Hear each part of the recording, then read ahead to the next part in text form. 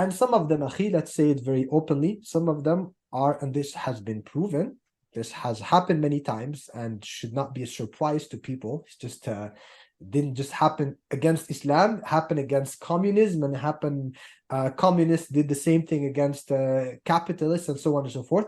It's just standard practice in politics. Some of these speakers, akhi, are just pure agents. They are just working, doing the work for someone else. They were just hired by someone to destroy Islam from within. Like, I'll give you just one final example here. It used to be this Arab lady. Her name is Asma something. I'm not going to give her full name to not to promote her, but she used to be quite popular few like maybe 17-15 years ago. She even came here. She gave many lectures in universities and everything. She had, her like modern day hijab, like that thing, just put something around your head like this, and she used to call herself the feminist Muslima scholar, feminist openly, okay? And she used to give lectures. She used to have a lot of influence, to the point that once, akhi, I heard about this one brother that I know. This is not a youth. This brother who grew up in the East, and he studied his deen and everything. That's why the ulama, used to say, "Shubha khattafa," like one shubha can destroy your heart if you're not careful. One shubha. He attended one of her lectures, and in that lecture, she was basically, Ibn Kathir was a sexist. This thing was a sexist. Alim after alim. She's giving quotes from tafsir. Look what they say about women. Look what they say about women. So he came up of the lecture room after this. He raised his head like this and he said, "They lied to us for 14 centuries." SubhanAllah, this with one lecture. Khalas. His mind flipped. His heart flipped. SubhanAllah. Now, imagine this person who is very famous. Even in the West, some Canadian here, media outlet, they used to promote her, do interviews with her. Suddenly, she removed her hijab, took off her hijab. Okay? And now she's a nobody. Basically, she was used for some time and expired. They need to bring someone new now. TikTok generation. She's too old for that.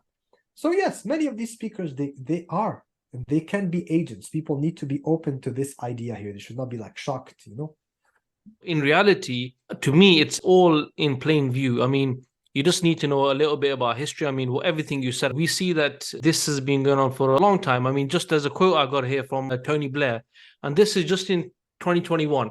He said, "One of the lessons I've certainly learned in the last 20 years is this will only be defeated by an alliance with those strong voices now within Islam who want to retrieve their religion from extremism. And our job should be to help them, to support them," adding that the Western world must make it clear it is not attacking Islam, but its perversion.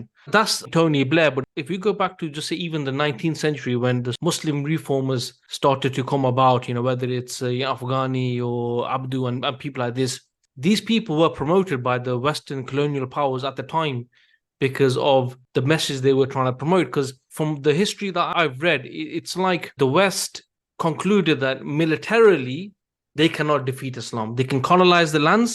However, it's the Aqidah that has to be targeted. And, when we look at the Aqidah itself, and, if you give an example of a tree, the Aqidah is the seed. The roots are like the thoughts. And then you have the Ahkam. And what we're seeing today is there is a problem where the roots have kind of been disconnected from the seed.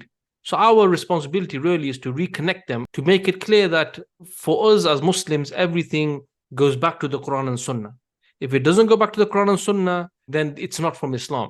So that's why I think when they're pushing these people who are now giving alternative views, like, I don't agree with the traditional narrative of Juj wa Majuj because scientifically it doesn't fit right with me.